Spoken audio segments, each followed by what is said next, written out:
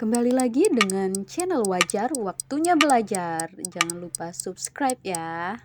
Baiklah, kali ini kita akan membahas tentang sel ya. Nah, pertama kita harus mengetahui apa itu pengertian sel. Jadi, sel itu pada awalnya digambarkan pada tahun 1665 oleh seseorang ilmuwan yang berasal dari Inggris bernama Robert Hooke yang telah meneliti irisan tipis gabus melalui mikroskop yang dirancang sendiri. Nah, kata sel itu berasal dari kata lain yaitu selula yang berarti kamar-kamar kecil. Jadi, sel itu adalah unit struktural dan fungsional terkecil dari makhluk hidup. Nah, sel pada makhluk hidup dibedakan atas dasar struktur sel dan ada tidaknya membran inti menjadi dua kelompok ya. Yang pertama ada sel prokariotik yaitu tidak memiliki membran nukleus yang jelas untuk melindungi DNA. Contohnya itu ada bakteri dan ganggang biru. Yang kedua ada sel eukariotik yaitu memiliki sitoplasma yang dikelilingi membran yang jelas dan nukleus berisikan DNA. Contohnya yaitu sel tumbuhan dan hewan tingkat tinggi atau fungi. Nah, adapun bagian-bagian sel ada membran plasma. Membran sel merupakan selaput terluar ya. Selaput terluar dari sel yang berupa bilayer lipid dengan protein integral dan perifer. Nah, tebal membran sel antara 7,5 sampai 10 nanometer. Fungsi spesifik membran plasma dan berbagai tipe membran di dalam sel bergantung pada jenis fosfolipid dan protein yang ada. Membran plasma juga memiliki karbohidrat yang melekat pada permukaan luarnya. Nah, fungsi lain membran sel yaitu untuk pelindung, reseptor, dan mengatur keluar masuknya zat dari dan keluar sel dengan cara difusi, osmosis, difusi berfasilitas, dan transport aktif. Nah, difusi adalah pergerakan molekul dari konsentrasi tinggi atau hipertonis ke konsentrasi rendah atau hipotonis. Nah, osmosis adalah pergerakan air dari konsentrasi air tinggi atau air yang banyak ke konsentrasi air yang rendah atau air yang sedikit melalui membran semi permeabel. Difusi berfasilitas adalah difusi atau perpindahan zat yang menggunakan protein pembawa tanpa memerlukan energi atau ATP. Sedangkan transport aktif adalah pergerakan molekul melalui membran yang memerlukan energi atau ATP. Selanjutnya bagian sel ada retikulum endoplasma atau RE. Retikulum endoplasma merupakan labirin membran yang banyak sehingga retikulum ini meliputi separuh lebih dari total membran dalam sel-sel eukariotik.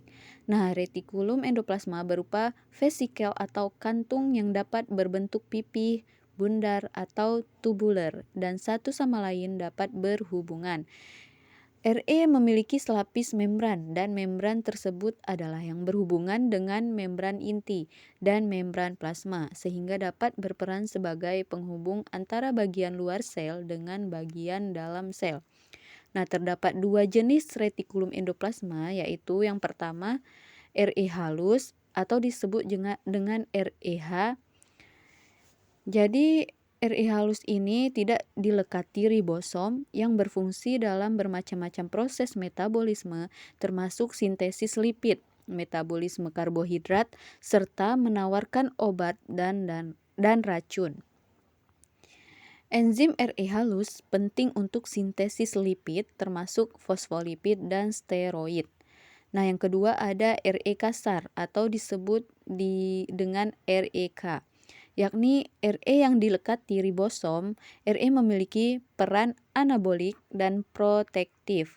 Peran anabolik yakni mensintesis kolesterol, hormon steroid, dan asam-asam empedu.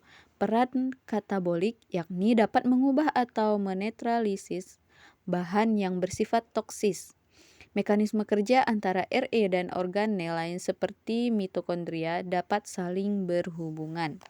Nah, selanjutnya ada badan Golgi. Struktur badan Golgi berbentuk tumpukan kantong-kantong pipi. Di dalamnya terdapat pula yang bundar dan tubuler, yang sangat kompleks yang memiliki dua permukaan, yakni permukaan luar berbentuk cembung dan permukaan dalam berbentuk cekung. Membran yang membentuk kantong sebanyak selapis, badan Golgi berfungsi menghasilkan lisosom, sekret, dan menyimpan protein serta enzim yang akan disekresikan. Nah, badan Golgi terdapat di mana-mana di dalam sel, terdiri dari membran dengan ketebalan sekitar 6-8 nanometer. Unit dasar badan Golgi adalah diktiosom atau Golgi field. Aparatus Golgi terdiri atas tumpukan 3-8 membran yang berbentuk mengelilingi sisterna sempit yang panjang, yang sedikit melebar pada ujung-ujungnya. Sisterna Golgi selalu didampingi Golgi vesicles yang mengantar dan mengekspor materi yang diterima dari RE dimodifikasi dan disimpan dalam badan Golgi, dan akhirnya dikirim di permukaan sel atau tujuan yang lain. Selanjutnya ada mitokondria, di mana mitokondria ini berbentuk bulat lonjong atau bercabang. Ukurannya 500-2000 nanometer. Mitokondria banyak terdapat pada sel yang sedang aktif. Struktur mitokondria dikelilingi dua lapisan membran, yaitu membran luar dan membran dalam. Membran dalam berbentuk lipatan-lipatan ke dalam membentuk krista. Ruang dalam mitokondria berisi matriks mitokondria yang mengandung banyak enzim. Nah, mitokondria berfungsi sebagai penyedia energi bagi sel, adalah komponen sel berserabut seperti batang dan bergranula. Selain dari mitokondria jenis krista, ada juga mitokondria dengan membran dalam yang menonjol ke dalam, mitokondria seperti jari tangan atau saku. Nah, di sini ada inti atau nukleus. Letak inti pada sitoplasma biasanya di tengah bagian-bagian inti sel, yaitu ada membran inti. Membran inti ini memisahkan inti sel dari sitoplasma. Membran inti terdiri dari dua lapisan membran, dan pada daerah-daerah tertentu terdapat pori-pori yang berfungsi tempat keluar masuknya bahan kimia. Lapisan membran yang sebelah luar berhubungan dengan membran retikulum endoplasma. Selanjutnya ada nukleoplasma dan kromosom. Nah, inti sel mengandung nukleoplasma atau plasma inti. Bahan kimia yang terdapat pada nukleoplasma yaitu larutan fosfat, gula ribos, protein, nukleotida, dan asam nukleat. Pada nukleoplasma terdapat benang-benang kromatin yang tampak jelas pada saat pembelahan sel membentuk kromosom. Fungsi kromosom yaitu mengandung material genetik yang berguna untuk mengontrol aktivitas hidup sel dan pewarisan sifat-sifat yang diturunkan. Selanjutnya ada nukleolus. Secara kimia, nukleolus mengandung RNA dan protein. Nukleolus berfungsi untuk sintesis RNA ribosom. Nah, selanjutnya ada mikrotubulus, mikrofilamen, dan filamen intermediate. Mikrotubulus itu berbentuk benang, silindris, kaku, berfungsi untuk mempertahankan bentuk sel, motilitas sel, pergerakan kromosom dalam pembelahan sel, pergerakan organel, dan sebagai rangka sel. Adapun mikrofilamen sama seperti mikrotubulus tetapi lebih lembut. Mikrofilamen yaitu batang padat yang berdiameter sekitar 7 nanometer, terbentuk dari komponen utamanya yaitu protein aktin dan miosin seperti pada otot. Mikrofilamen berperan dalam mempertahankan bentuk sel, kontraksi otot, mobilitas sel, dan pembelahan sel. Adapun filamen intermediate, filamen ini memiliki diameter 8-12 nanometer, lebih besar daripada diameter mikrofilamen, namun lebih kecil daripada diameter mikrotubulus, sehingga disebut dengan filamen intermediate. Struktur filamen intermediate yaitu protein, fibrosa. Fungsi filamen ini yaitu mempertahankan bentuk sel, tambatan nukleus dan organel lain, serta pembentukan lamina nukleus. Pada sel hewan, organel-organel seperti nukleus, membran plasma, mitokondria, dan lainnya sama dengan sel tumbuhan.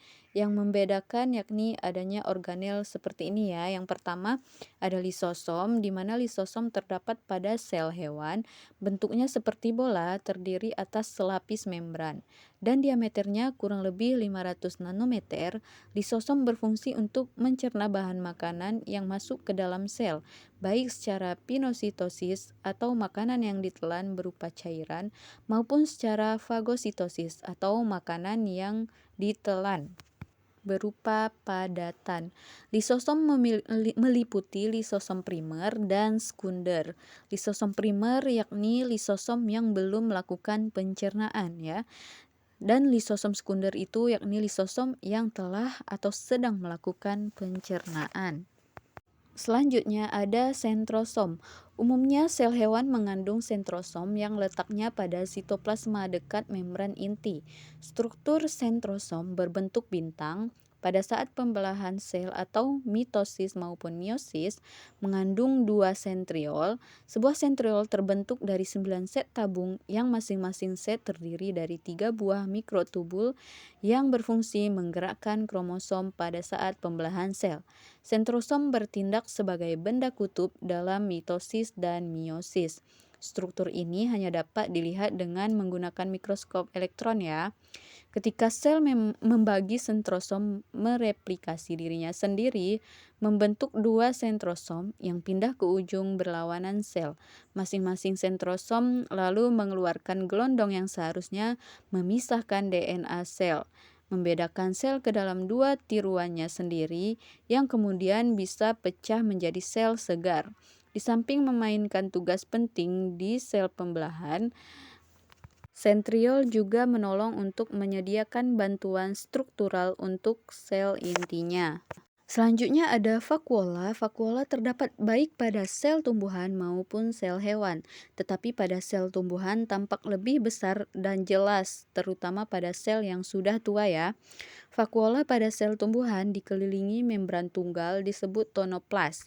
Pada beberapa spesies dikenal adanya vakuola kontraktil dan vakuola non-kontraktil. Beberapa ahli tidak memasukkan vakuola sebagai organel sel. Benda ini dapat dilihat dengan mikroskop vakuola dengan sitoplasma cahaya biasa. Selaput pembatas antara disebut tonoplas vakuola ya. Vakuola sel tumbuhan umumnya berisi air, fenol, antosianin dan protein, glikosida, garam-garam organik, protein, tanin atau zat penyamak, minyak eteris atau misalnya jasmin pada melati, rosei pada mawar, zengiberin pada jahe, alkaloid misalnya kafein, kinin, nikotin, likopersin dan lain-lain ya. Dan ada juga enzim butir-butir pati. Nah, di sini ada plastida. Umumnya sel tumbuhan mengandung plastid, ukuran diameternya 4 sampai 6 mikron. Plastida ada yang berwarna dan ada yang tidak. Plastida yang tidak berwarna disebut leukoplast, sedangkan yang berwarna disebut kromoplas. Leukoplast yang berfungsi untuk membuat amilum disebut amiloplast dan yang membuat lemak disebut lipoplas. Sedangkan kromoplas yang mengandung klorofil disebut kloroplas. Dapat dilihat dengan mikroskop cahaya biasa ya. Dikenal 3 jenis plastida, yaitu yang pertama ada leukoplast, di mana plastida berwarna putih berfungsi sebagai penyimpan makanan terdiri dari amiloplast untuk menyimpan amilum, elaioplas atau lipidoplas untuk menyimpan lemak atau minyak, proteoplas untuk menyimpan protein.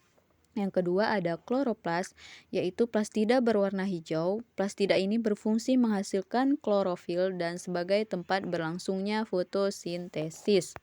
Yang ketiga ada kromoplas, yaitu jenis plastida penghasil zat warna. Ditinjau dari bagian-bagiannya, sel tumbuhan memiliki sedikit perbedaan dengan sel hewan. Perbedaan tersebut yakni pada sel tumbuhan memiliki dinding sel plasmodesmata, kloroplas, dan vakuola besar, sedangkan pada sel hewan tidak ya. Bagian-bagian lain yang terdapat pada sel tumbuhan umumnya sama dengan sel hewan. Nah, selanjutnya ada dinding sel. Dinding sel tumbuhan terbentuk dari bahan polisakarida yaitu selulosa. Fungsi dinding sel yaitu melindungi sitoplasma dan membran sitoplasma. Pada beberapa sel tumbuhan, sel yang satu dengan sel lainnya dihubungkan dengan plasmodesmata.